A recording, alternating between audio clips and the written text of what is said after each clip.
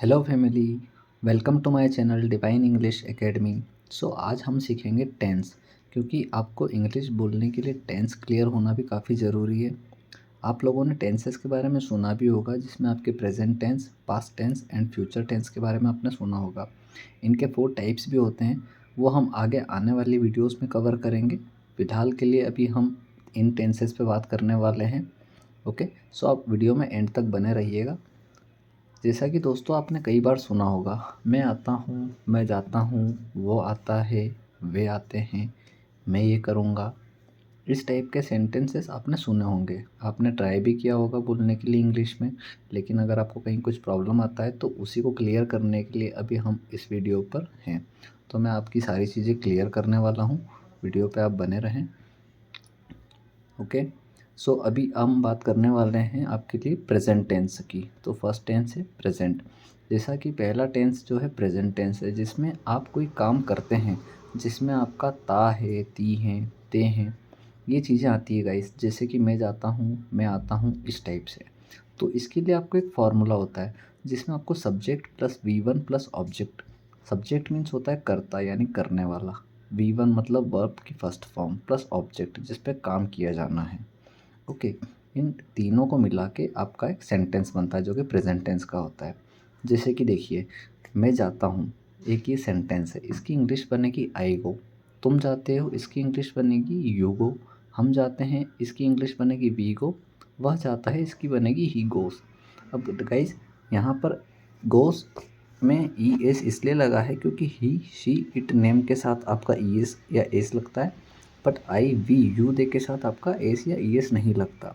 इस पे मैं आने वाले टाइम पे वीडियो बना दूंगा, तो आपको ज़्यादा क्लियर हो जाएगा। अब देखिए, पास्ट टेंस, जिसमें आपने कोई काम किया, जिसमें आपका आता है आ, ई, ए या किया। ओके, अब इसका फॉर्मूला देखिए आप, सब्जेक्ट आपका वही है, यहाँ पर V1 की जगह V2 यूज़ होता है प्लस ऑब्जेक्ट। अब कर्ता, क्रिया प्लस काम। ओके, इन तीनों को मिला के आपका पास्ट का सेंटेंस बनता है, जिसको आप यूज़ करते हैं जो काम आपने किया उसके लिए आप इसको यूज़ करते हैं। ओके, यहाँ पर आप देखिए आगे आने वाला सेंटेंस, जैसे कि मैं गया, जो काम आपने किया, तो इसकी इंग्लिश बनेगी आई वेंट। तुम गए, तो इसकी इंग्लिश बनेगी यू वेंट। हम गए तो बनेगी वी वेंट। वह गया तो बनेगी ही वेंट। अब यहाँ पर वेंट के बाद एस या ई एस नहीं लगाया गया है, क्यों? क्योंकि यहाँ पर वर्ब की सेकेंड फॉर्म हमने यूज़ की है। पहले हमने V1 यूज़ किया था, इसलिए ही, शी, इट नेम के साथ एस और ई एस का कॉन्सेप्ट था। पर यहाँ पर हमारा सेकेंड फॉर्म यूज़ किया गया है, तो यहाँ पर कोई एस या एस नहीं आएगा। अब बात करते हैं फ्यूचर टेंस की, जिसमें आप कोई काम करोगे, जिसमें आपका आएगा गा, गी, गे, इस तरह से। जैसे कि मैं जाऊँगा या वो जाएगा, इस टाइप के सेंटेंसेस जो रहते हैं। अब यहाँ पर subject plus will plus V1 plus object, आपका कर्ता प्लस क्रिया प्लस काम। ओके, गाइस, फ्यूचर की अगर हम बात करते हैं तो यहाँ पर आपको विल का यूज़ करना होता है, क्योंकि अगर हम फ्यूचर के लिए बात करते हैं तो यहाँ पर subject will plus V1 plus object काम करता है। जैसे कि मैं जाऊँगा की इंग्लिश बनेगी आई विल गो। तुम जाओगे की इंग्लिश बनेगी यू विल गो। हम जाएंगे की इंग्लिश बनेगी वी विल गो। वह जाएगा की इंग्लिश बनेगी ही विल गो। इस तरह से आप देखिए, आई, यू, वी, ही आपके सब्जेक्ट्स हैं, एंड आगे जो है सब्जेक्ट प्लस विल प्लस गो। इस तरह से आपके सेंटेंसेस बनेंगे गाइस।